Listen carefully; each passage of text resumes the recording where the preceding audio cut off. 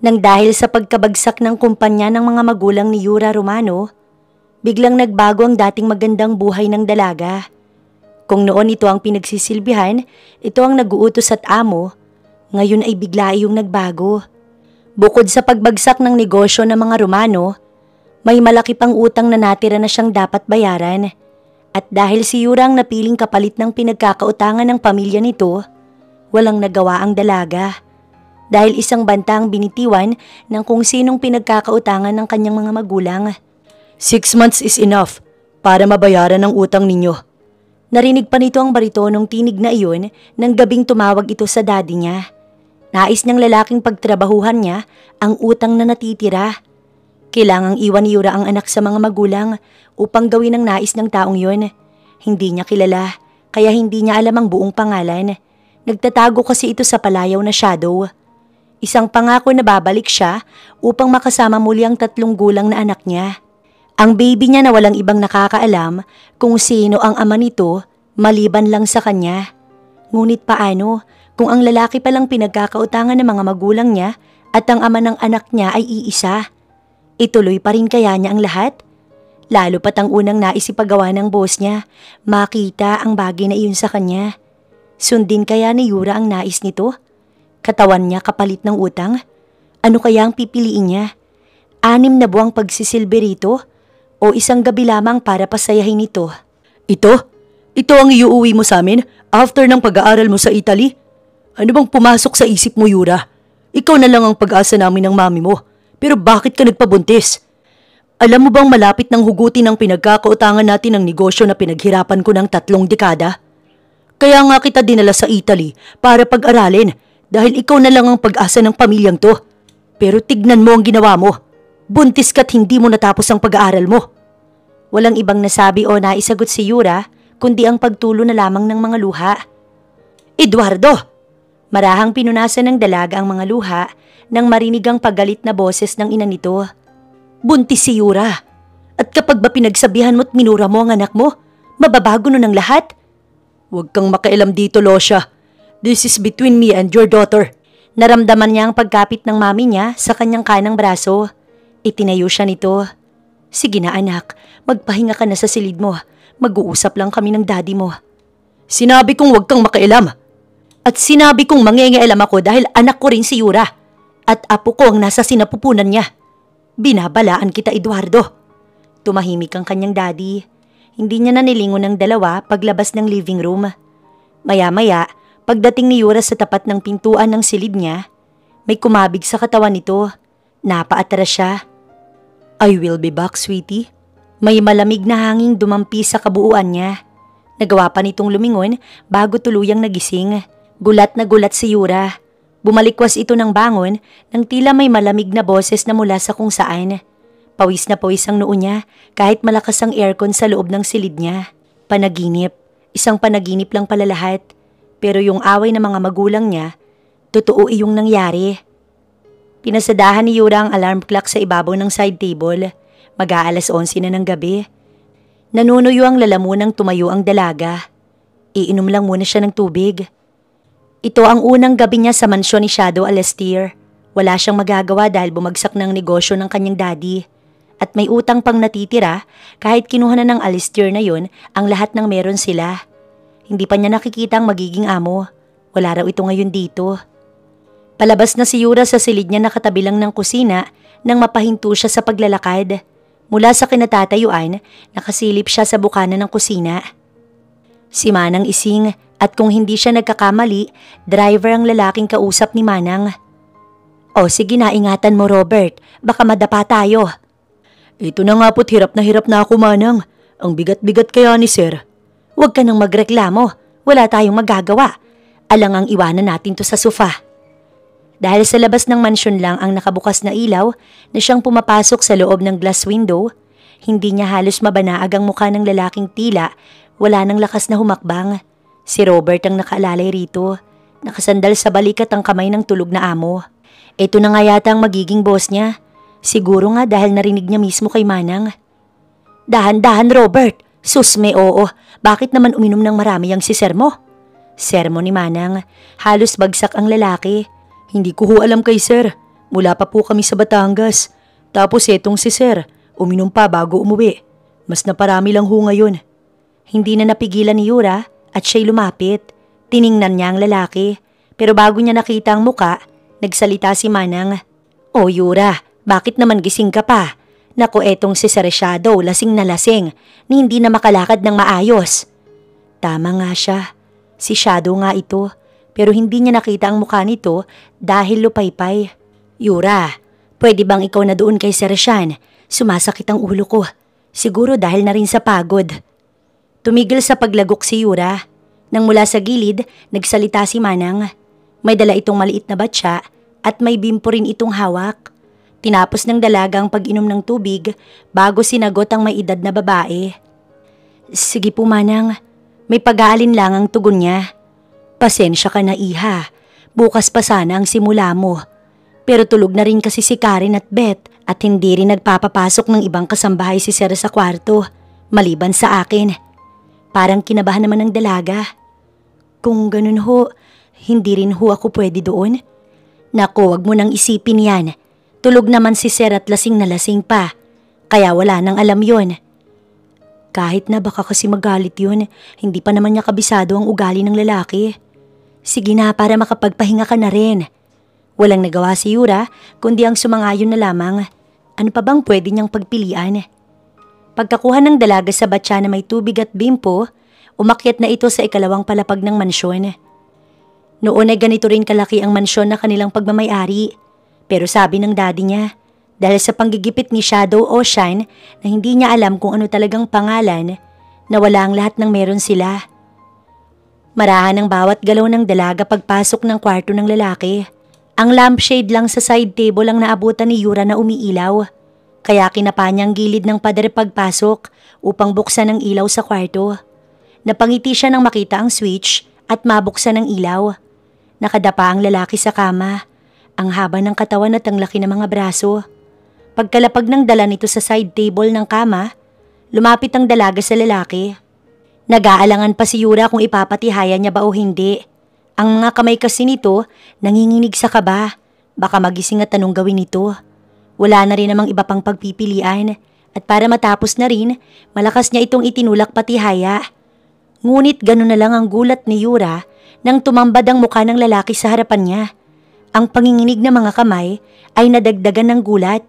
Hindi makagalaw si Yura sa kinatatayuan niya. Napatakip siya ng bibig. Dahil ang lalaking nasa harapan niya ay ang lalaking nakabuntis sa dalaga noong nasa Italy pa ito. Hindi siya maaaring magkamali. Ito ang lalaking naka one night stand niya sa isang bar. Gumalaw ito at nanatiling nakatulala si Yura. Bakit sa dinami-rami ng tao sa mundo? Bakit ito pa ang paglilingkuran niya ng 6 na buwan? Pero baka hindi na rin naman na siya naaalala. Dahil 3 taon na rin naman ang lumipas. Sana ay ganun nga. Dahil kinalimutan niya na ang nangyaring yun. Tulog na tulog ang lalaki at parang wala na sa wisyo pa para maglinis ng katawan. Kaunting lapit pa niya, nanuot agad ang amoy ng alak sa ilong niya. Napapangiwi si Yura kapag tumatama sa ilong niya ang matapang na amoy ng inumin. Yun pa man din ang isa sa pinaka-inaayawan niya. Nang mahubad ni Yura ang coat nito, napabuga siya ng hangin. Binuksan niya lang muna ang botones ng polo nito. Pero para siyang mauubusan ng hangin nang makita niyang matipuno nitong dibdib. Nakita niya na to eh. Ngayon pa ba siya kakabahan? Nagpiga si Yura ng bimpo at sinimulan ng punasan ng mukha nito. Gumalaw ito nang dumampi ang malamig na bimpo sa pisngi nito pero hindi naman ito dumilat. Kaya pinagpatuloy niya ang pagpupunas. Napapahinto si Yura kapag napapatitig ito sa binata. Ang gwapo nito kahit noong unang kita niya pa rito. Pero ngayon parang pagod na pagod. Inom ka ng inom ng marami. Hindi mo naman pala kaya. Hindi napigilang paninermon ni Yura. Pinunasan niya rin ang leeg nito. Nang madako si Yura sa dibdib nito, ay napalunok siya. Sinubukan niyang ibaba pa sa dibdib nito ang pamunas. Kaya binuksan niya pa ang ilang botones nito. Pero hindi niya tinanggal lahat at wala siyang balak. Baka kung ano pang isipin nito sa kanya. Hinubad niya rin ang sapatos at medyas nito para maginhawaan. Umupo ulit siya sa gilid at ito'y kinumutan. Hindi niya pa rin maiwasan ang hindi ito titigan. Mukha kasing mabait naman ito pagtulog. Nang masiguro niyang maayos na, tumayo na siya para bumalik sa silid niya. Pero bago pa siya nakatayo, bigla nitong hinatak ang kamay niya at inilagay sa pisngi. Halos tumalon ang puso ni Yura sa gulat. Narinig ba siya nito kanina? Tumagilid pa ito, hawak ang kamay niyang inilagay nito sa pisngi. Can you hold me like this, please? Halos pabulong nitong sabi. His eyes are still closed. Ilang saglit pa, banayad na itong natutulog. Bumuntong hininga si Yura. He looked like a baby boy, asking for her mom to sleep beside him. Siguro nananaginip lang to, kaya tulad ng gusto nito, nanatili siya ng ilang minuto sa kwarto. Hindi siya umalis sa tabi nito. Pinanood niya itong mahimbing na natutulog. Nakakatuwa mang pakinggan pero ang gwapo nito kahit natutulog. Banayad niyang hinaplos ng daliri niya ang pisngi ng lalaki. Makinis pero visible ng stubbles nito sa panga.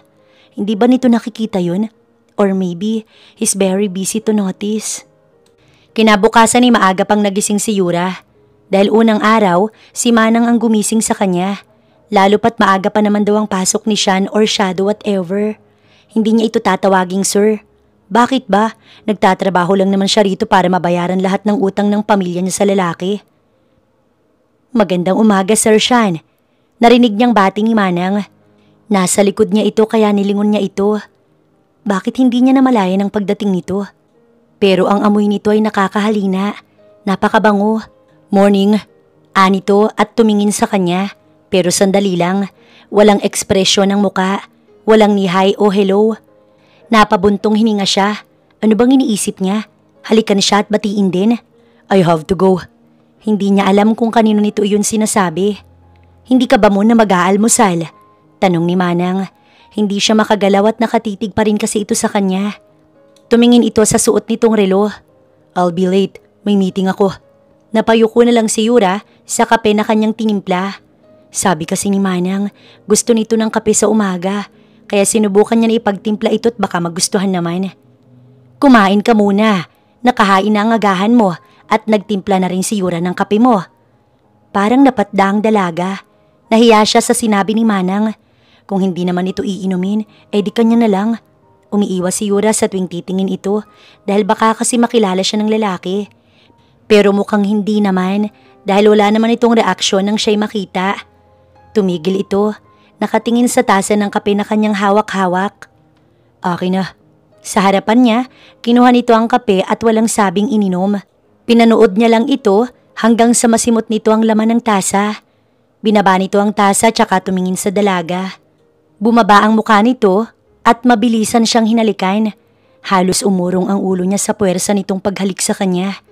Nanlaki ang mata ni Yura sa gulat. Thank you. Tsaka ito nagmamadaling umalis sa dining area. Tulala siya nitong iniwan. Napaawang ang kanyang labi. Hinalikan siya ng lalaki. Mabilis lang yun pero milyong boltahe ng kuryente ang sumagadsad sa buong katawan niya. Para saan ang halik na yun? Bulong niya. Nakita ko yun. Anong meron sa inyo ni Sir? Ay sus, bakit may pahalik? Magkakilala ba kayo ni Sir Hayura? Nag-aagahan na ang lahat sa kusina. Kumain na nga kayo.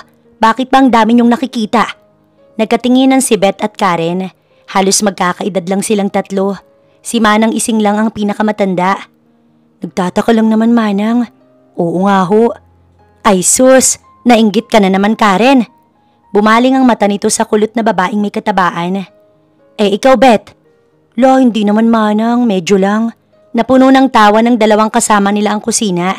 Hindi sumasagot si Yura. Dahil kahit maging siya, hindi rin alam kung bakit siya hinalikan ni Sean. Siguro iyon na lang ang itatawag niya dito. Sean na lang, kaysa naman sa Shadow na hindi niya nga alam kung iyon ba talaga ang pwedeng itawag rito. Sige na, bilisan nyo na't marami pa kayong trabaho. Oho, sabay na sagot ng dalawa. Mukhang memorize na ng dalawa sa kasama niya ang ugali ni Manang. At ikaw, Yura, sasama ka sa akin sa palengke. Nandyan si Robert, magpapahatid na lang tayo sa grocery para mabilis. Tumango na lang siya kay Manang. Sa laki ng mansyon, kailangan talaga ng maraming kasambahay. Ganito rin noon sa kanila. Itong mga kasama niya, walang alam kung sino talaga siya. Ayaw na rin naman niyang magsabi. Total, half year lang naman siya dito. Kapag natapos na iuuwi na siya sa anak niya. Manang, maliligo lang po muna ako tapos tsaka po tayo umalis. Sige Yura, At mga 8 AM pa naman tayong aalis, huwag kang mag-alala. Ayon kay Manang, ang pagsilbihan si Sean ang kanyang trabaho. Hindi niya nga alam kung anong klaseng pagsisilbi ang gagawin niya. Gayong araw-araw wala naman ito rito. Mas mabuti nga yun para hindi siya mahirapan sa pakiramdam na umuuko pa sa kanya simula pa kagabi. Dumagdag pa ang halik na iyon kanina na hindi niya alam kung bakit at kung ano ang dahilan nito. Baka nakilala siya, pero imposible naman. Tsaka hindi siya nagtatagalog ng mga oras na tinulungan siya na makatakas sa 2 lalaking gustong mangharas sa kanya. Pero hindi niya nga rin alam na Pinoy din pala ang tumulong sa kanya dahil banyagang-banyaga ang kilos at pananalita nito. Hindi pa rin siya makapaniwala na ang lalaking iyon ay si Sean. Tara na ba? Opo, Manang. Kayo, wala bang ipabibili? Araw ng pag-grocery ngayon. Wala, Manang. Medyo may kalakasang sagot ni Beth. Naguhugas ito ng mga plato sa lababo. Sumilip siya sa kusina para puntahan si Manang at sabihing pwede na silang umalis. Wala din po, Manang. Nakabili na ako kahapon. Ani Karen, palabas ito ng backdoor sa kusina. May bit-bit na map at balde. O sige, bahala kayo. Ngumiti si Yura. Nauna siyang lumabas sa pinto. Ikaw yung bagong kasambahay, di ba? Kilala niya ito. Si Robert na driver ni Sean na tumulong kagabi para maiyakyat ang lasing na lalaki. Ngayon lang niya napansin, may mukha rin itong pwedeng ipagmayabang. Bukod sa matangkad ay maputi rin. Yura nga pala. Ako si Robert. Siya ang unang nakipagkamay rito. Tinanggap naman ito ang kanyang palad.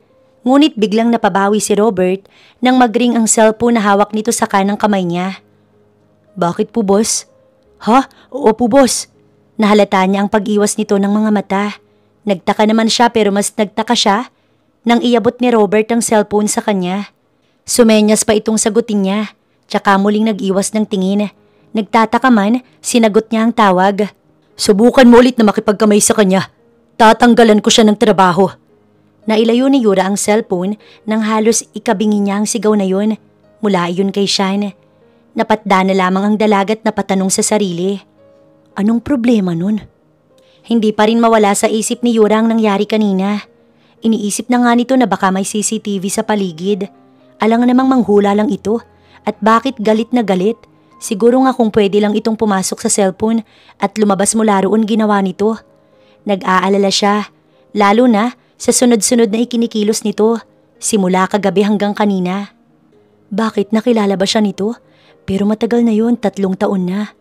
Pero kung siya nga kilala niya ito, hindi malabong kilala din siya. Gulong-gulo na ang kanyang isipan. Robert, ano yun? Umatras ito. Dumistansya sa kanya. Animoy natatakot. Ano naman ang problema ng taong to? Dahil ba sa tawag? Hindi na talaga niya maintindihan. Aalis na daw tayo maya-maya. Huwag ka daw lalayo, sabi ni Manang. Sabi na lang niya. Sige. Pero yung mukha nito, nakabaling sa ibang direksyon na dapat ay sa kanya nakatingin dahil siya ang kausap. Pabalik na sana si Yura sa loob ng supermarket nang mag-vibrate ang cellphone sa bulsa ng jacket nito. Habang patungo sa fruit section kung nasaan si Manang, sinagot niya ang tawag. Anak, kamusta ka dyan? Ayos lang, ma'am. Mabuti naman. Tumawag na ako't hindi ka kasi nag-text kahapon pagdating mo dyan. Oo nga pala, ma'am. Pasensya na. Si Nia, ma. Kamusta ang anak ko? Umiyak ba siya kagabi? Mommy? Is that you, Mommy? Can I borrow the phone, Lola? Napangiti siya nang marinig ang matinis na boses ng kanyang baby. Namimiss niya na ito. Hello, my love. How are you? Mommy miss you so much. Mommy, when you go home? Marinig niya lang ito. Pawi na agad ang pagkamiss niya. Nakakamiss ang kakulitan nito. Anak, hindi pa makakauwi si Mommy. Hindi rin naman ako magtatagal dito. Just wait, Mommy, okay? Where are you, Mommy? Kasi Lola said to me, layo ka daw. Opo, nasa malayo si Mommy. Kailangang mag-work ni Mommy kasi anak, kapag okay na, uuwi na si Mommy dyan sa'yo, okay? But when is that, Mommy? Kapag... Yura, nandyan ka lang pala. Naibaba agad ni Yura ang cellphone. Narinig pa niya ang boses ni Nia. Kaagad niyang in-off ang tawag. Tara na, nasaan na ba si Robert? Nasa labas po, Manang. Tatawagin ko po ba? Aligagang sagot niya. Hindi na. Baka kasi kako kung saan na naman nagsususuot at maghahanapan na naman kaming dalawa. Mag-iisang oras lang din silang namili. Umuwi na rin naman agad. Marami pa kasing trabahong naghihintay sa mansyon. Araw din ng paglalaban ng mga beddings ni Sean. Ayon kay Manang, siya ang maglalaban ng lahat ng yun. Pati ang damit nito. Maglilinis ng kwarto at lahat-lahat. Sabi ni Manang sa kanya, nasabi naman daw nito kay Sean ng tungkol sa kanya. May mga ilang gamit lang na ayaw nitong ipagalaw. Gaya ng laptop, computer at mga personal na gamit na sa mismong library nito. Pati kasi doon ay siya raw ang maglilinis na dati ay si Manang. Tandaan mo ang bilin ko para hindi magalit si Sean. Opo Manang, paakyat na si Yura ng second floor. Dala ang mga kailangan sa paglilinis. Mabuti na lang talaga't natuto siya sa mga gawaing bahay noong siya'y nasa Italy. Siya lahat ang gumagawa. Lalo na't ayaw niyang magkaroon ng kasambahay dahil hindi naman kailangan. Yun kasi ang dahilan kaya ayaw niyang pumayag na nais ng daddy niya noon na magkaroon ng katulong at alalay dahil hindi siya makakagala, makakapag-bar at makakagawa lahat ng gustuhin at kanyang naisin. Kaya siguro dumating siya sa puntong na harsh ng mga Italiano dahil na rin sa kapabayaan niya. Pagpasok ni Yura sa silid nito, walang makikitang kalat. Lahat nakaayos, pati kamay walang bakas ng lukot. Napaka-organized ng silid. Dinaig pa siya ng lalaking yun. Pero dahil sinabi ni Manang na lalabahan ng mga kurtina at bedsheet, tinanggal niya lahat isa-isa. Habang nagtatrabaho, kumakanta pa ito. Minsan, may kasama pang pag-indak na baka sa paraang yun, hindi maisip ang hirap ng maging kasambahay. Kung may sapat na pera lang siguro si Yura, siya ang magbabayad ng kulang. Pero dahil naibigay niya na pati savings sa ama, wala na rin siyang ipon na pwedeng ilabas pa. Isa pa, sa company din ng ama niya siya nagtatrabaho. Kaya nga lahat ng meron siya, naibayad na rin niya. Sa pagiging sugarol ng ama niya, kaya ito nangyari. Sa kabilang banda, bawat indak ni Yura, sa bawat pagkanta, may nakakakita sa dalaga. Seryosong nanonood si Sean mula sa laptop na nasa harapan. Seryosong nakatitig sa dalaga sa screen ng laptop. Napamura ito nang makitang nag-alis ng pang-itaas ang babae. Animoy may halimaw na nabuhay sa katawan nito. Naisara niyang bigla ang laptop dahil sa gulat. Anong ginagawa niya? Nagiinit ang pakiramdam na kanyang bulalas. Parang walang alam eh. Hindi napigilang bulalas ni Yura nang mabasa ang suot na damit niya. At dahil basang-basa yun, kinailangan pang hubarin ng dalaga. Pero bago pa man niya ginawa, sinipat niya muna ang buong paligid kung may CCTV cameras ba. Pero mukhang wala naman. Naisip niya na baka sa labas ng mansyon lang nag-install para iwas kawatan at akyat bahay. Kung hindi sa automatic na shower sa CR ni Sean, hindi naman siya mababasa. Sa takot na baka lagnatin, bumaba na muna si Yura para magpalit, lalo at malamig pa ang aircon. Baka ubuhin pa siya kapag hindi siya nakapagpalit. Oh, bakit basang-basa ka? Nadali ka ng automatic na shower ni Sir Sean, no? Natawa si Beth pati si Karen na palabas na ng kusina. Kahit ako sa ibang silid kapag naglilinis, nakakalimutan ko minsan kaya talagang basa ako. Ngising tura ni Karen. Hinubad mo? Dugtong nito, tsaka nito itinuro ang suot niyang damit. Piniga ko lang, masyadong malamig. Nagkatinginan ng dalawa. Nakita pa niyang napalunok ang mga ito. Kayong dalawa dyan, yung trabaho ninyo hindi pa tapos. Nagkatinginan si Karen at Beth bago siya iniwan. Pinasadahan siya ni Manang. Nabasa ka? Sa shower ba? Natatawa siyang tumango. Hinubad mo ang damit mo? Maging ito ay naitanong yun. Ano bang problema kung hinubad niya? Piniga lang naman niya tapos sinuot ulit. Piniga ko lang humanang. Sige, tapos ka na ba doon? Hindi pa po, magpapalit lang ako tapos itutuloy ko na po yung ginagawa ko. Tumalikod na lang ito na parang may iniiwasan. Hindi talaga niya maintindihan. Ano ba kasing problema kung hinubad niya ang suot na damit? Ano bang dapat? Hindi na lang niya pinansin ang mga ito. Tinapos ni Yura ang paglilinis bago tuluyang lumabas ng kwarto ni Sean. Siniguro nito na napalitan at naiayos niya ang kobre kama para hindi siya mapahiya, lalo na't masyadong organized ang taong yun. Sinunod ni Yura ang library. 11:00 na nang tuluyan siyang makababa, dala na naman ng mga labahin. Ang dami. Bukod sa mga damit ay may mga kobre kama at mga kurtina rin ang lalabahan niya na mula sa 2 silid na nilinis. Idiretso mo na lang sa likod yan, Yura. Tapos magpahinga ka na. Tsaka mo nalabahan matapos mananghalian. Sige po. Siya nga pala, yung mga kurtina ba sa library napalitan mo na? Opo, Manang. Mabuti naman. Nasa harap ito ng kalan at may nilulutong ulam. Nagugutom na siya. Amoy na amoy kasi iyon sa buong sulok ng kusina. Yura, akin na, tulungan kita. Sinilip niyang nagsalitang si Robert. Hinuli nito agad ang mga dala niyang mga labahin. Sa may pintuan pa lang ng backdoor ng kitchen. Salamat.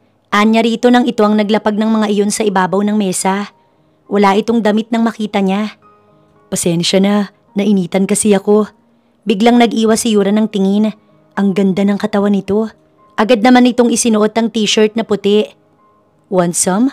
Nagkakape ito sa tirik na araw. Napangiti siya. Hindi ayoko. Hindi ako nagkakape ng tanghaling tapat. Natawa ito pero biglang tumigil ito nang mag-ring ang cellphone. Parang kinabahan siya bigla. Kaya bago pa madamay, kumaripas na siya ng takbo pabalik sa loob ng kusina. Nandyan ka na pala, Yura. Pwede bang pakibaliktad yung tilapia? Sumunod siya agad. Nasa lababo kasi si Manang at naguhugas ng mga gulay. Ingat ka't baka. Pero bago pa natapos ni Manang ang sasabihin, tumalamsik ang mantika sa kanyang braso. Ay naku naman, halika't itapat mo dito sa gripo. Kukuha ko ng gamot. Aligagang hinila siya ni Manang. Pinatay muna nito ang kalan bago gumalaw. Sabi ko sa'yo mag-iingat ka. Binigla mo naman yung isda sa pagbaliktad. Napapangiwi sa sakit ang dalaga. Hindi niya maiwasan, lalo na't sobrang sakit nun. Namumula na ang balat niya. Nalagyan naman na ni Manang ng ointment. Medyo naginhawaan lang siya ng kaunti pero makirot din. Hindi na rin siya pinagprito. Pinaghintay na lang hanggang sa matapos ang lulutuin. Saktong magtatanghalian, nasa kusina na ang lahat, pati si Robert, nang mapansin ni Yura na tumigil ang lahat sa pagsandok. May tao sa likuran ko? Mahinang tumango si Karen na nakakita sa pagbulong niya. Si Sean? Muli itong tumango kaya kinabahan siya.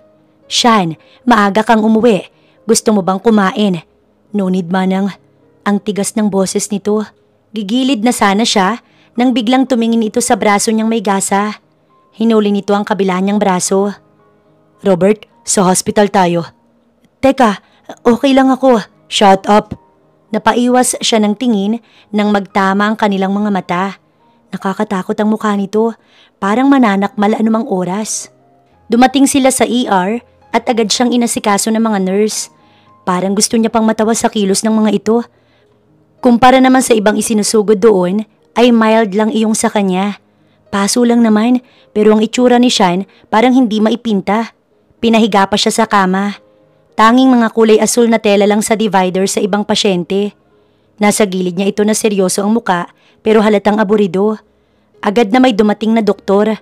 Ano pong problema ng pasyente? Yura? Napaawang ang labi niya nang makilala ang doktor na lumapit sa kanila. Doc Stant? Nginitian niya ito. Lumapit ito sa kanya at siya'y sinipat. Long time no see ah. Teka, may sakit ka ba? Nasaan? Ano bang nararamdaman mo? Pinakita niya lang rito ang braso niyang may paso. Umupo lang siya at sumandal. Hindi naman gaanong kalala. Nilingon niya pa si Sean. Napatitig siya sa lalaki nang makitang salubong ang kilay nito na nakatingin kay Doc Stant. Ngayon ay hinahawakan ng kanyang braso. San mo naman nakuha to? Ang lapad sayang yung kutis mo. Sabay kindat pa nito sa kanya. Hindi na siya naaasiwa dahil alam naman niya talagang palabiro si Doc Stant. Si Doc Stant ang nagpaanak sa kanya noon. A family doctor din nila, kaya kilala niya na ito. Aksidente lang. Tinignan siya ni Sean. Nilingon din ni Doc Stant si Sean, tsaka binalik sa braso niya ang tingin nito. Tiningnan nito iyong muli. Ilang sandali pa, may lumapit ng nurse at may dalang ilang panggamot. Mukha namang walang major injury o malalim na sunog sa balat mo, Yura. But if you really want to make sure, pwede tayong magsagawa ng ilang test. Hindi na kailangan yan. Do it. Tiningnan niya si Sean. Really? Gawin niyo lahat ng kailangan na test sa kanya. Wag na, maliit lang naman na paso to. Anya, ngunit matalim siyang tinignan ni Sean. I want to. Mariin itong sabi. Meron ba siyang choice? Para wala ng argumento, pumayag na lang siya.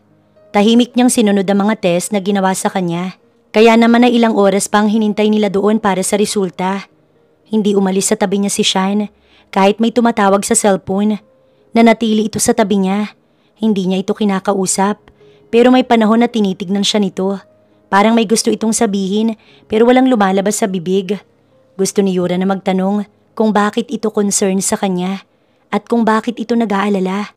Kahit naman kasi hindi sabihin ni siya ng nararamdaman niya, alam niya na may pag-aalala ito. Nagdududa na talaga siya. Mukhang kilala nga talaga siya nito. Natigilan siya. Ang lakas ng kabog ng puso niya dahil kahit nahuli niya na ang pagtitig nito, tuloy pa rin ito ang pagtitig sa kanya. Siya na ang nag-iwas ng tingin dahil wala itong balak magbawi. Siya ang kinakabahan sa mga tingin nito. Maya-maya pa, bumalik na ulit si Doc Stant. Hindi pa rin mapawi ang kaba niya. Baka kasi nito mabanggit ang tungkol sa anak niya. Good news, Yura. Pwede mo na lang naidaan sa gamot at pamahid lang. But then, kumunot ang noo niya nang kunin nito ulit ang kanyang braso. But this time, tinignan at hinaplos nito ang kamay niya. Next time mag-iingat ka. At saka, Yura. Tinignan niya ito at hinintay ang sasabihin.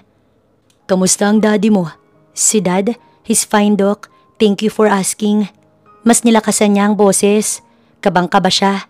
Para na siyang timang nakulang na lang, igalaw niya lahat ng parte ng muka para patigilin ito sa mga tanong. Good to hear that. Nakahinga lang siya ng maluwag na tila mapansin nito ang nais niyang ipahiwatig. Can I have your number, Yura? For emergency purposes only. Bigla siyang nawala ng sasabihin. Lalo na at nasa gilid niya si Sean at nakikinig lang. Hindi naman masamang tao si Doc Stant. Nakakatuwa pa nga ito dahil masayahin itong tao. Isa pa, bakla si Doc Stant kaya hindi naman siguro masamang ibigay niyang number dito. Pero naagaw ni siya ng kanilang atensyon.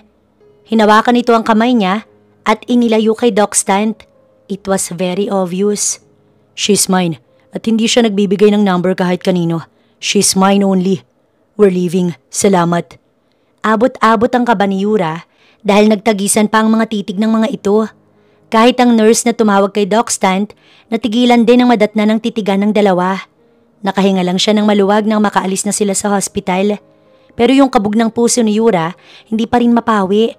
Lalo na nang marinig niya mula rito ang mga sinabi nito kay Doc Stant. Napawi lang ang iniisip ng dalaga nang may tinawagan ng lalaking katabi niya sa backseat. Hindi niya ito nilingon. Yes, may papatanggal akong doktor sa hospital ng daddy mo. Yeah, Stant ang... Otomatikong napatitig si Yura sa katabi. Tsaka niya inagaw ang cellphone dito. What are you doing? Walang tatanggalin, goodbye. Singhal nito sa kausap sa cellphone. Nang makauwi, naunang pumasok sa loob ng mansyon si Yura. Paano'y buwisit na buwisit ito kay Sean? Paano nitong naaatim na magtanggal ng tao sa isang kisap mata lang na wala namang malalim na dahilan? Ang mga tanong sa utak ng dalaga ay mas lumalim. Mukha ngang kilala siya nito. Gustuhin man niyang itanong or magtanong, hindi niya magawa dahil ayaw niyang makipag-usap rito. Lalo na sa ginawa nito kanina kay Doc Stant. Hindi ba nakakahalata ang mokong na yun na pumipilantik ang mga daliri ng kamay ng doktor? Kahit sino na lang ay pinag-iinitan. Nasa tamang utak pa kaya ito? Isa pa, bakit naman pinag-iinitan? Gayong wala namang sila. Abay kung makapagselos, daig pa ang mag-asawa na may 10 anak. Mabilis lang na lumipas sa mga araw. Pangalawang linggo na ito ni Yura. At dahil linggo, wala siyang pasok. Yun naman kasi ang nakalagay sa pinirmahan niya noong pumasok siya rito. Day off niya every Sunday. Kaya maaga pa, gumayak na siya para magsimba. At magkikita din sila ng anak niya ngayon dahil nangako siya kay Nia na uuwi siya sa araw na ito. Nagsabi na nga rin siya sa mami at daddy niya na uuwi siya. Hindi na sa dating tirahan sila nakatira. Sa isang pangkaraniwang subdivision na lang sa QC. Okay na rin naman yun kaysa mapunta sila sa squatters area. Mabuti na lang at kahit papaano ay may pera pang naipambili ng maliit na bahay na tinitirahan nila ngayon. Simula naman nang mangyari ang sa hospital, hindi niya na nakausap pang muli si Sean. Hindi na nga rin niya ito nakita nitong mga nakaraan. Ayon kay Robert, nasa ibang bansa daw dahil sa trabaho. Wala naman siyang pakailam sa taong yun. Ano naman kung hindi ito bumalik? Pero aminin man niya o sa hindi, namimiss niya ito. Manang, magsisimba po ako ngayon. Lumingon ng matanda. Sumilip siya sa kusina pagdaan niya doon. Naabutan niyang nasa harap ito ng mesa at nagkakape.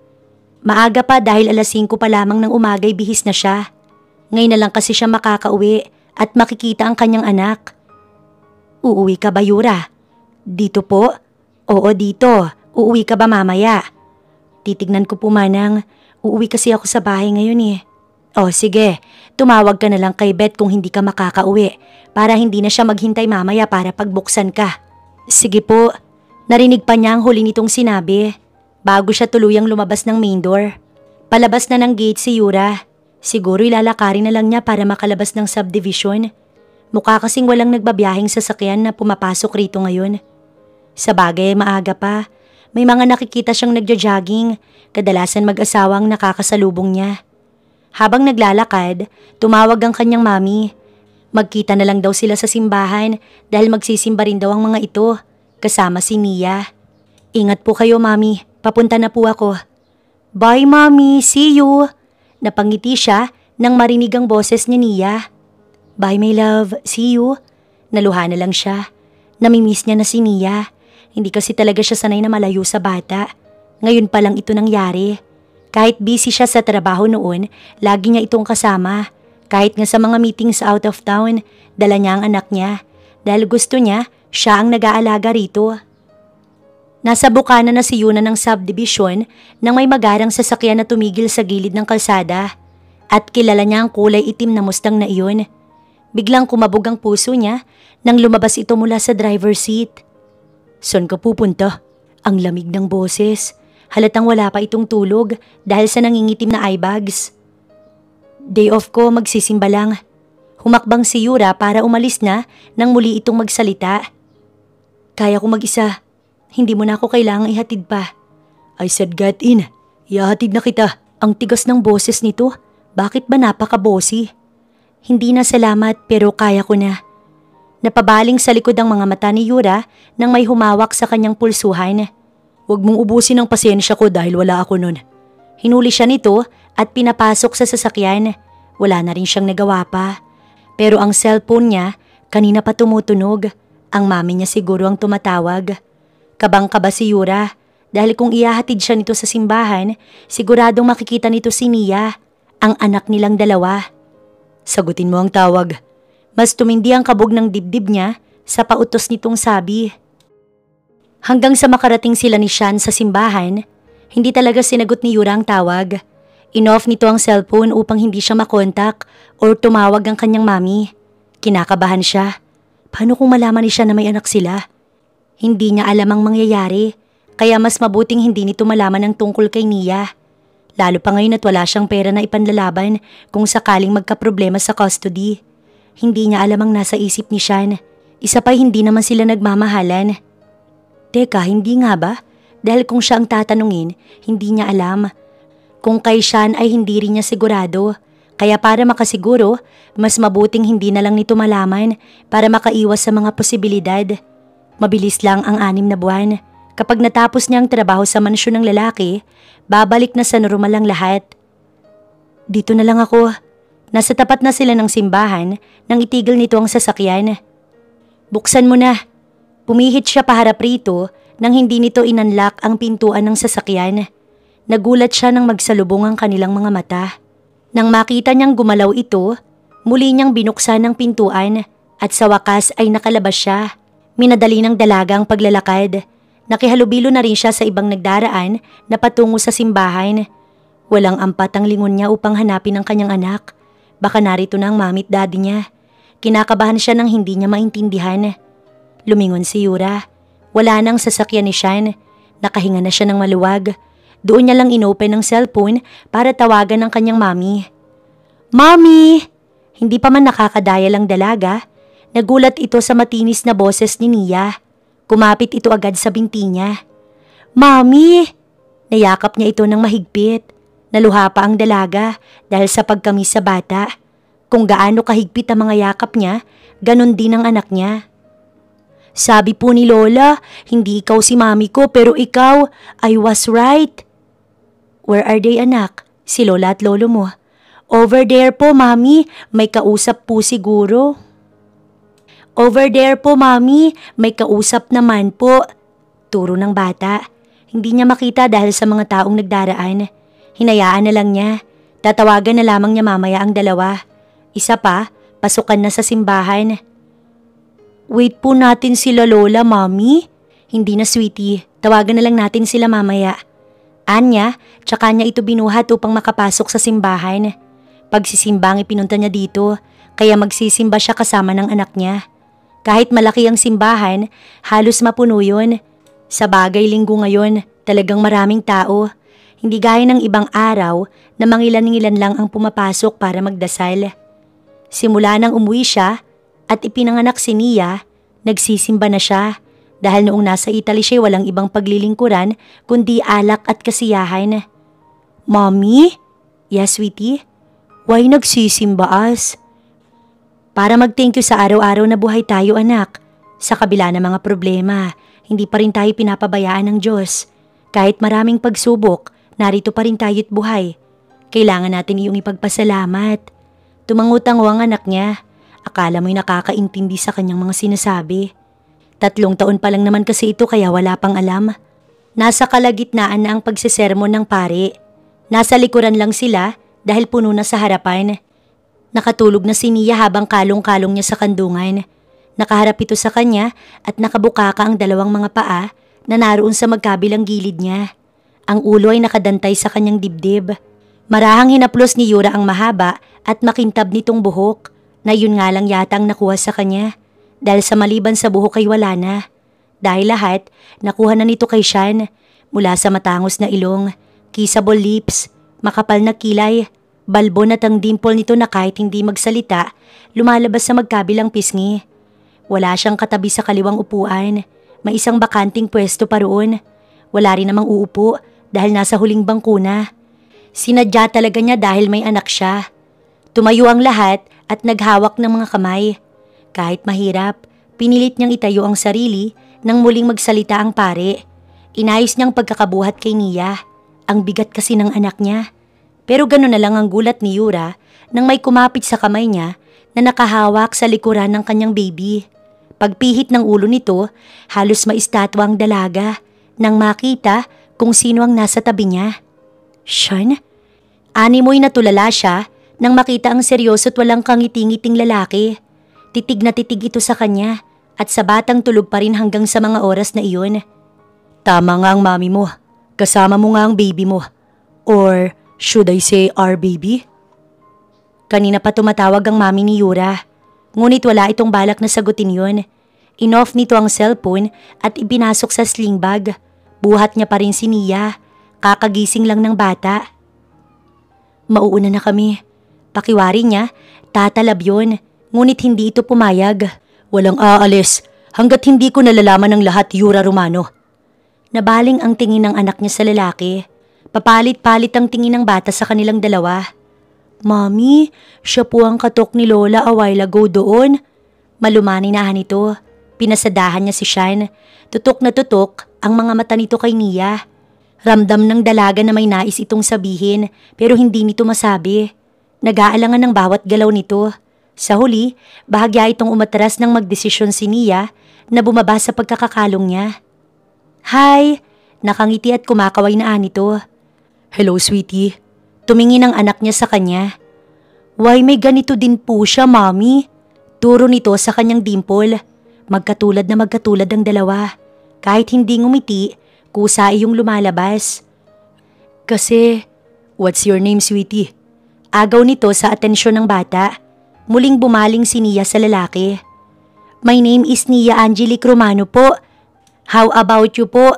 Doon lang umiti si Sean. Napatda siya sa kinatatayuan nang masilayan ng gwapo nitong muka. I'm Sean Matthew Alestier. Nice to meet you, sweetie. Itinaas ng anak niyang kaliwang kamay. Nice to meet you po. Ngunit yakap ang sagot ni Sean. Walang alam si Nia. Yumakap ito pabalik sa lalaki. Nakatitig ito sa kanya. Alam na marami itong nais itanong, maraming nais ibulalas. Pero dahil sa bata, hindi ito makapagsalita. Anak, tara na. Doon lamang bumitaw si Nia. No, hindi kayo pwedeng umalis. Gusto kitang makausap ngayon din. Madiin at alam niyang nagtitimpi lamang ang tinig ng lalaki. Bago pa natapos ang usapan, dumating ang mami at daddy niya. Pinasama niya muna ang bata sa mga ito. Kailangan, lalo't hindi alam ni Yura ang nasa isip ni Shan. Pagtalikod ng mga ito, tsaka siya hinila ng lalaki sa braso. Madiin marahas at nakakasakit yun. Kahit anong bawi ang gawin niya sa braso, hindi siya makawala sa malaking kamay nito. Ano ba? Huwag mo kong sagarin, Yura. Pumasok ka. Diretsahang anito. Ang mga mata nito ay nagbabanta at nakakatakot. Pagpasok niya, hindi pa maayos na naisasara ang pinto, humarurot na iyon palayo. Kinakabahan si Yura. Hindi niya alam kung bakit bigla na lang itong naging halimaw. Para itong nakakatakot na hindi niya maintindihan. Oo, nasa point na ito na hindi nito alam ang tungkol kay Nia. Ngunit bakit niya sasabihin kung ang nangyari sa kanila 3 years ago ay isa lang pag-comfort para sa kanya? Kahit pa sabihing ito ang naging una sa kanya, walang ibang pumasok sa isip niya kundi yun. Pagdating sa mansyon, nauna itong bumaba. Pababa na rin si Yura nang hilahin siya nito palabas ng sasakyan. Halos madapa si Yura sa lakas ng pagkakahila nito sa kanyang pulsuhan. "Shan, ano ba?" Pilit na sigaw niya. Ngunit siguro umabot sa labas ng mansyon ang sigaw niya. Hindi ito nakikinig at nagpapaawat. Umiwas sina Beth at Karen nang pumasok sila ng main door. "Anong nangyari?" Bulong ni Beth pero hindi niya masagot dahil sa lakad-takbong paghakbang niya. "Shan, Yura, ano bang nangyayari?" Naluluha na siya. Gusto niyang magpasaklolo kay Manang na nasa unang baitang ng hagdan. Pero ano naman ang magagawa nito? Sa dulo ng pasilyo sila dumiretso, sa master's bedroom na kwarto nito. Pagbukas nun, malakas siya nitong itinapon sa kama. Siguro kung hindi lamang malambot ang kama, baka nabasag ang bungo niya. "Ano bang problema mo, ha? Ano bang pinuputok ng butsi mo?" "Bakit hindi mo ko kausapin ng maayos? Dahil ba nagtatrabaho ko sa'yo? Kung hindi dahil sa lintik na utang na yan, wala sana ako dito. Kung hindi mo sana hiniling na akong magtrabaho para mabayaran ang utang ng pamilya ko, sana wala ako dito, Shan." Marahas itong lumingon. "Bakit? Hindi ba sinabi ng mga magulang mo kung ano kita, ha, Yura?"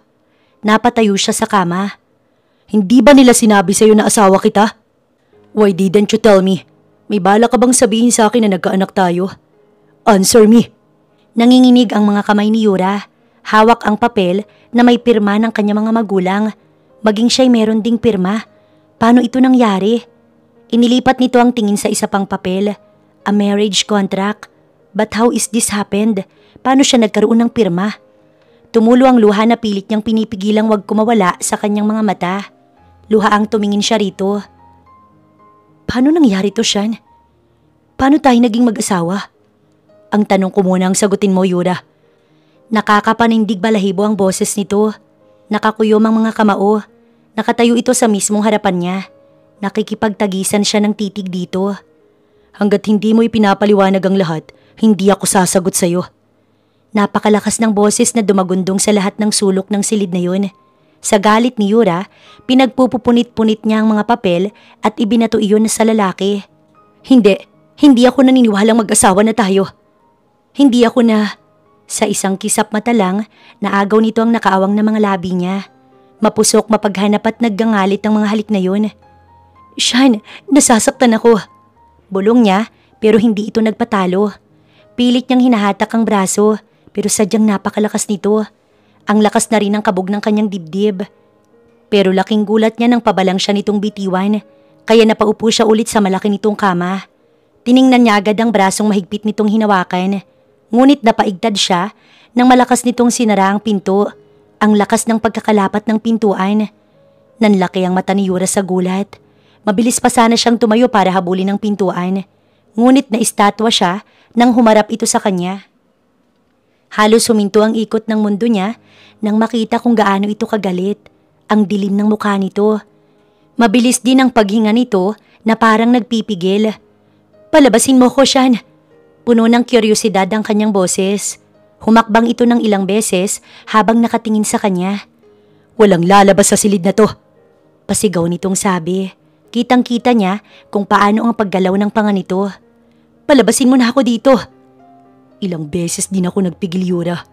Halos every night para lang sumunod sa gusto ng mga magulang mo na bigyan ka ng kaunting panahon. But I can't help it anymore. Lalo na sa nalaman ko. Napaawang ang kanyang labi. Ibig sabihin all this time, Hindi siya nagkatulong dito, kundi asawa. Asawa ang role niya kaya siya nandito. Nagulat ako nang sabihin ng magulang mo na may kasama kang bata. Tinanong ko sila kung ilang taon na ang bata. Sinabi nila ang lahat, but they don't know kung sino ang ama. Ilang linggo ka nang nandito pero hindi mo sinabi.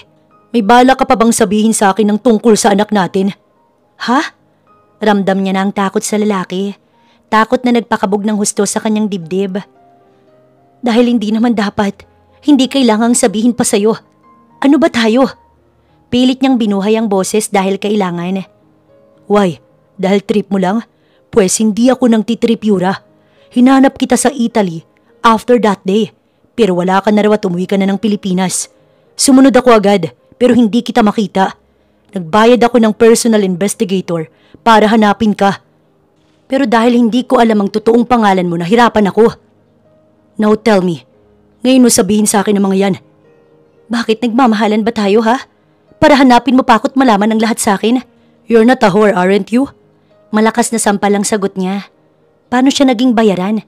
Kung alam nito na walang ibang nakauna sa kanya kundi ito lang. Hindi niya napigilan ang sarili. Sobra na ito. Hindi ba nito iniisip ang mga salitang lumalabas sa bibig nito? Ang mas masakit, ganoon ang tingin nito sa kanya. Tiningnan siya nito ulit at matapang siyang nakipagtitigan sa binata. Hindi niya alam kung nagising na ba ito sa sampal niya pero may nagbago sa ekspresyon nito. Nanubig ang kanyang mga mata. Tinulak niya ito palayo sa kanya. Aalis na ako. Mariin niyang sabi. Handa na rin siyang ito'y talikuran. Pero laking gulat niya nang tinawid nito ang pagitan nila at marahas siyang hinalikan sa ikalawang pagkakataon. Hinapit nito ang kanyang bewang. Pilit niya itong tinutulak pero walang nagawa ang kanyang lakas. Hindi niya sinasagot ang marahas nitong halik. Pilit nitong binubuka ang kanyang labi. But she never let him. Kinagat nito ang ibabang labi niya at mariin siyang napapikit dahil sa sakit. Kasabay nun ay minalasahan siya na kung ano. Padiin ang bawat hagod ng labi nito. Gusto niyang tumigil na ito dahil nasasaktan siya. Iniwas niya na ang mukha rito pero pilit nitong hinaharap sa dako nito hanggang sa narinig niya ang pagkapunit ng damit na suot niya. Sean! Tinulak siya nito sa kama. Muli nitong sinugod ang kanyang labi. Sinakop nitong muli ang mga labi niya na animoy wala ng bukas. Look at yourself. Isa kang bayarang babae. Para siyang sinaksak sa sinabi nito. Titig na titig ito habang sinasabi iyon sa pagmumukha niya. Mababang uri ng babae, malanding babae. Kumirot ang puso niya. Oo, Sean.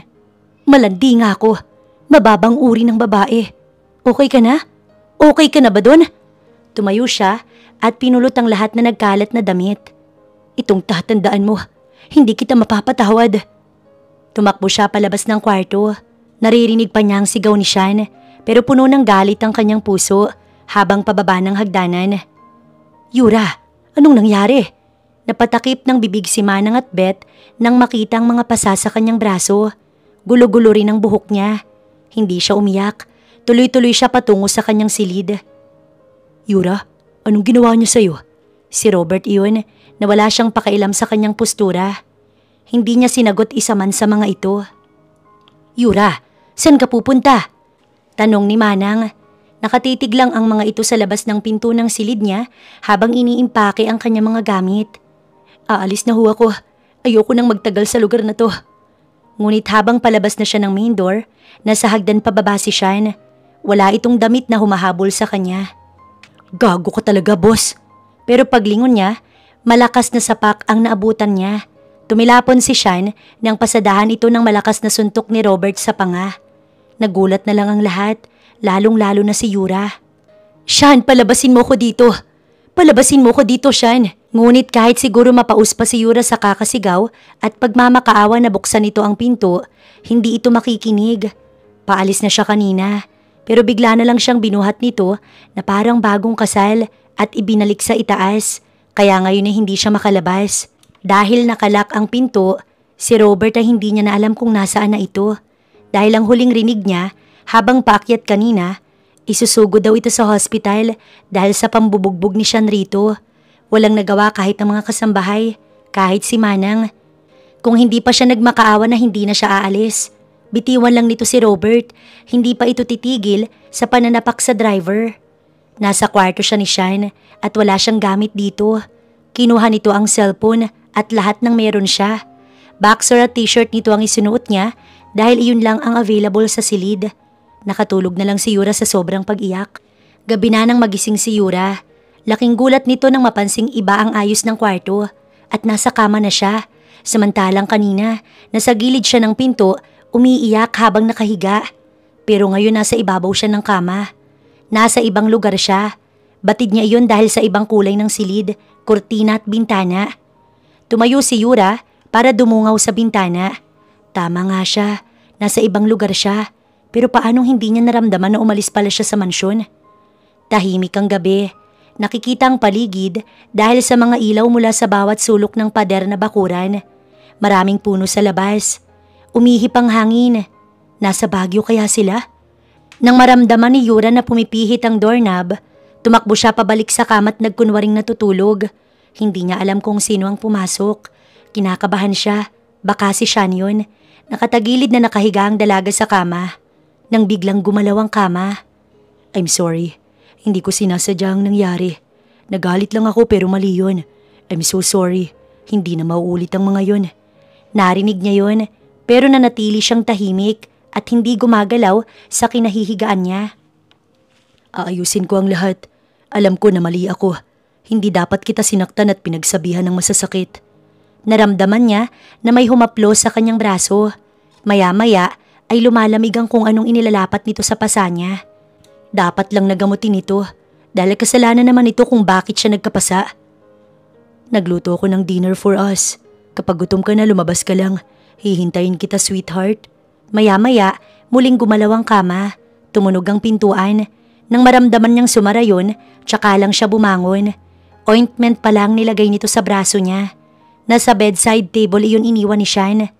Dahil sa gutom, mga kalahating oras, nagpa siya na lumabas ng kwarto si Yura. Mami! Ang matamlay na mukha ng dalaga ay biglang nabuhay nang mabungaran sa living room si Nia. Anong ginagawa ng anak niya rito? Anak? Binuhat niya lang si Nia at pinugpug ito ng halik. Nang bumulaga naman ng mami at daddy niya sa nakabukas na main door. Bakit kayo nandito? Si daddy, mami, siyang nagsundo sa akin sa house natin. Namilog ang mga mata niya. Ibig sabihin alam na ni Nia ang totoo. Masama niyang tinitigan si Sean. Nakatitig lang din ito sa kanya. Animoy handang tanggapin ang parusa at galit na kanyang ipapataw. Baby, halika muna. May niluto si daddy sa kusina. Cookies, daddy? Masiglang ani ng bata matapos bumaba sa kanyang pagkakabuhat. Yes, tsaka ito nagpabuhat kay Sean. Pagtalikod ng mga ito, lumapit siya sa mga magulang. Bakit hindi niyo sinabi ang tungkol sa marriage contract? Bakit sinabi niyo magtatrabaho lang ako doon? Pero ang totoo ay pinambayad utang niyo ko. Yumugyog ang kanyang balikat, pati ng kanyang mami. I'm sorry anak, we have no choice. Yun na lang ang paraan para hindi maikulong ang daddy mo. Natatakot ka mami na maikulong si dad? Pero ang magsugal hindi siya natatakot. This is your fault all along, dad. Tapos sa akin yung ipapaako lahat. Patawarin mo ko anak. Ako ang kapalit ng lahat. Lahat ng kasalanan mo, dad. Yun ba ang nais ni Sean, ha? Na ako ang kapalit ng lahat? Hindi nakasagot ang dalawa. Sigurado siya na iyon nga ang nangyari. Siya ang kabayaran sa naging utang ng mga magulang niya rito. Bakit niyo to nagawa sa akin? Nangihina siyang tumakbo pabalik sa itaas. Tinawag siya ng magulang ngunit hindi siya lumingon sa mga ito. Nasasaktan siya. Sariling mga magulang ay nanloko sa kanya. Sariling mga magulang ang nagbigay sa kanya sa lalaking pinagkakautangan ng kanyang pamilya. Ilang minuto lang, nasa kwarto si Yura nang may kumatok sa pinto. Hindi siya lumingon. Nanatili siyang nakasubsob sa kama habang patuloy sa pag-iyak. Gumalaw ang kama. May umupo roon. Si Sean. Siya ang tumubos sa lahat ng negosyo natin, anak. Sa malaking taong pinagkakautangan ng daddy mo. Pero hindi tuluyang nawala ang negosyo. Tinulungan niya tayong mabawi ang lahat. Tinanong siya ng daddy mo kung bakit niya yun ginagawa. Isa lang ang sagot niya. Because of you, Yura. Nang mga oras na yon, alam namin na mahal ka ni Sean, anak. Pero dahil alam naming hindi ka natuturuan, Sinabi naming magtatrabaho ka lang para tuluyang mabayaran lahat ng utang natin. Pero ang totoo, bayad na iyon ni Sean at si Sean ang may gawa. Ilang beses din namin siyang pinakiusapan na huwag kang bibiglain. Hindi naman namin sinabing may anak ka dahil baka magalit o anong isipin nito patungkol sa'yo. Pero hindi kami makapaniwala nang malaman namin na siya din pala ang daddy ni Nia. Kaya pala magkamukha ang dalawa. Patawarin mo kami, Yura. Alam namin na mahal ka niya. Wala siyang kasalanan. Bagkus tumulong pa siya para maibalik ang lahat ng negosyo natin. Pero bakit hindi niyo sinabi, Ma? Dahil alam naming makukuha niya ang loob mo. At isa pa, sasabihin din naman namin. Hindi lang namin alam kung papaano. Tahan na. Patawarin mo kami ng daddy mo. Napahagulgol na lang siya. Yakap ng mami niyang nagpatigil sa kanya. Hagod at malumanin itong boses. Hindi pa rin siya makapaniwala. Nakaalis na ang mami at daddy niya pero iniisip niya pa rin ang nangyari. Si Nia ay tulog na sa kabilang silid. Si Sean ang naghele sa bata. Sweetheart, bulong nito. Nasa likuran na pala niya si Sean. Hindi niya napansin. Bumaba siya para sana kumain. Pero bubuksan pa lang niya ang ref nang may bumulong sa gilid ng kanyang tenga. Kinilabutan siya sa boses nito. Parang may magic na nagpabilis ng pintig ng kanyang puso. Hindi siya sumagot. Hinayaan niya lang ito. Kung may sasabihin ito, edi sabihin ito. Pero nagulat siya nang hawakan nito ang kamay niya na nagpahinto sa ginagawa niya. Ngunit hindi pa rin niya ito nilingon. Huwag kang matakot. I want you to talk to me. Wala akong sasabihin. Ilang sandali silang nasa ganoong posisyon. Ilang sandali silang nakatayo sa tapat ng ref. Walang bumabasag ng katahimikan. Hanggang sa tinanggal na nito ang kamay sa kanyang bewang. Bumuntong hininga ito, tsaka ito umalis. Ilang sandali rin siyang hindi nakahinga. Gusto niyang salubungin ang mga mata nito pero hindi niya pa kaya. Tinitimbang pa niyang nararamdaman niya para rito. She's not yet ready. Kung hindi pa ito umalis, baka naiyak na naman siya. Kaya nagulat siya nang biglang pumulupot ang mga braso nito muli sa kanyang bewang. Naramdaman niyang mainit nitong hininga sa kanyang leeg. Humigpit ng humigpit ang yakap nito sa kanya mula sa likuran niya at isiniksik ang mukha nito sa leeg niya. Halos makiliti siya sa ginawa ni Sean. Tila may karera sa dibdib niya dahil sa pintig ng puso. I'm sorry, sweetheart. Hindi ko na uulitin yun sa'yo. Hindi na ako I love you. I love you so much. Bulong nito sa kanya. Akay-akay ni Sean ang anak nilang si Nia nang pumasok sila sa mansyon. Habang pinagmamasdan niya itong naglalakad papasok, patalon-talon pa ang bata't nakangiti dahil may sinasabi rito si Sean. Sobrang 1 linggo na rin sila sa Tagaytay. At hindi talaga sila umuwi hanggat hindi niya napapatawad si Sean. Araw-araw ang panunuyo nito sa kanya. At dahil marupok lang siya, hindi niya na pinatagal dahil kakampi nito si Nia sa lahat ng oras. Ipinakita at ipinaramdam naman ni Sean na totoo ang paghingi nito ng tawad. Yura! Manang Ising! Buti naman at sumama ka na kay Sean. Opo, Manang. Yun ba ang anak mo? Ninyo ni Sean? Abay, napakaganda. Manang-mana sa ama. Buhok nga lang po yung minana sa akin, Manang. Kamukhang kamukha ni Sean ng anak ninyo. Ang laki ng nakuha kay Sean. Nginitian niya lang si Manang. Maghapong nakipag-banding si Sean sa anak nila. Kaya naman pagdating ng gabi, madaling nakatulog si Nia. Dala na rin siguro ng pagod. Pagkalabas niya sa nursery room ng bata, tumungo siya sa katapat na kwarto. Eto raw kasi ang silid na kanyang tutuluyan, sabi sa kanya ni Manang. Ito ang unang gabi na magkakasama sila sa iisang bubong ni Sean. Hindi niya alam kung anong balak ni Sean, pero alam niya na magiging maayos na ang lahat. Ang mami at daddy niya, nakausap na rin niya. In the meantime, hahayaan muna niyang umusad ang kanyang galit. Pero magiging maayos din naman ito kapag humupa ng tampo niya sa mga magulang. Ang lahat ng ari-arian nila ay naibalik naman pala habang nasa poder siya ni Sean. Wala nga lang sinabi ang kanyang mga magulang, pero humingi na rin naman siya ng pasensya sa kanyang mga magulang. Pagpasok niya sa silid, nakita niya si Sean na nakasandal sa headboard ng kama, nakapajama at nakatutok sa laptop. Bakit nandito ka? Di ba sa master's bedroom ka? Tanong niya dito. Matutulog, sagot nito sa kanya. Napaawang ang kanyang labi, hindi niya ito inaasahan. Dito? Tinignan siya ulit nito at tumango. Gusto sana niyang umangal, kaya lang ay naalala niya na bahay pala ito ni Sean. Siya pa bang magpapalayas rito? Okay, sa kabila na lang ako matutulog. Kumuha siya ng damit pamalit. Naroon na rin ang kanyang mga gamit. Siguro inayos ni Manang. Dito ka matutulog, walang angal. Maotoridad nitong sabi. Hindi alam ni Yura kung anong balak ni Sean. Nakapulupot pa rin ang tuwalya sa buhok niya. Spaghetti strap ang style ng damit na suot ni Yura. Tuwing natutulog ay wala siyang suot na panloob. Pero ngayon, nagsuot talaga siya. Mahirap na. Napansin niyang nakatabi na ang laptop nito at nanonood na lang ito ng TV habang nakahiga. Umupo siya sa harap ng vanity mirror. From there, nakikita niyang refleksyon ni Sean. Sa TV naman ito nakatingin kaya ayos lang. Inabot niya ang lotion at nagsimulang magpahid sa braso at sa bandang dibdib. Nang masatisfied, naglagay ulit siya sa palad. Gumilid siya para malagyan niya pa ang mga hita. Medyo nilihis niya ang suot niya pataas para malagyan din ng lotion. Pagkatapos, tinanggal niya ang tuwalya sa buhok niya at tinuyo ng blower. May blower doon kaya pinakailamanan niya. Nang matapos, kinakabahang lumapit na siya sa kama. Hindi niya alam pero may kakaibang kaba ang puso niya. Siguro dahil sa loob ng 3 taon, ngayon lang sila ulit magtatabi sa kama. Humiga siya pero nakatalikod dito. Okay na to dahil amoy pa lang nito, nagpapabilis na ng tibok ng kanyang puso. Maya-maya pa'y nawala na ang sound ng TV. Pinatay na siguro. Gumalaw ng kaunti ang kama pero nawala rin. Nakahiga na siya pero dilat pa rin. Hindi pa siya inaantok. Paano naman kasi siyang aantukin ng ganito? Ilang segundo lang ang lumipas ay naramdaman niyang gumalaw ulit ang kama at narinig niya pa itong napamura. Paglingon niya ay agad sumalubong sa kanyang gwapo nitong muka at mapungay na mga mata. Sean, nagkanda buhol-buhol ang pintig ng puso niya dahil sa paglapit nito. Dinampi nito ang labi nito sa braso niya. Yumakap pa sa kanyang bewang ang kamay nito at marahan siyang hinaplos.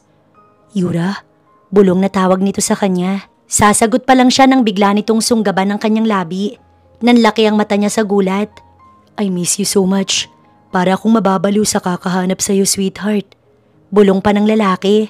Hindi na siya nakasagot dahil nababaliw na siya ng mga oras na yun. Para na siyang nalalasing. Before anything else, will you marry me, sweetheart? Tanong sa kanya ni Sean. Namilog ang mata niya nang bigla nitong ipinasuot ang singsing sa kanyang palasinsingan. Gusto niyang matawa pero hindi niya magawa. Ang bilis lang nitong isinuot ang singsing tapos ay bumalik na sa ginagawa nito. At ilang sandali lang, tagumpay nga nilang nagawa ang bagay na iyon. I love you at araw-araw ko yung sasabihin sa'yo, sweetheart. Kumislap pa ang mata nito nang sabihin nito iyon sa kanya. Wala na siyang mahihiling pa. Ang akala niyang one night stand lang sa Italy ay hindi pala. Ito pala ang kanyang magiging forever. Tinanong niya si Sean kung saan ang magulang. Hindi ito sumagot. Ngunit ayon kay Manang, teenager pa lang si Sean nang sabay na mamatay ang mga magulang. Kaya siguro gano'n na lang ang nais nitong magkaroon ng pamilya. Mommy, Daddy! Biglang napabalikwas si Sean. Itinulak niya ito ng malakas dahil sa pagbukas ng pintuan. Iniluwa na umiiyak si Nia. Isuot mo na bilis. Anak naman, wrong timing ka naman. Bulong nito. Natawa na lang siya dahil hindi ito magkanda-ugaga sa pagsuot ng boxer.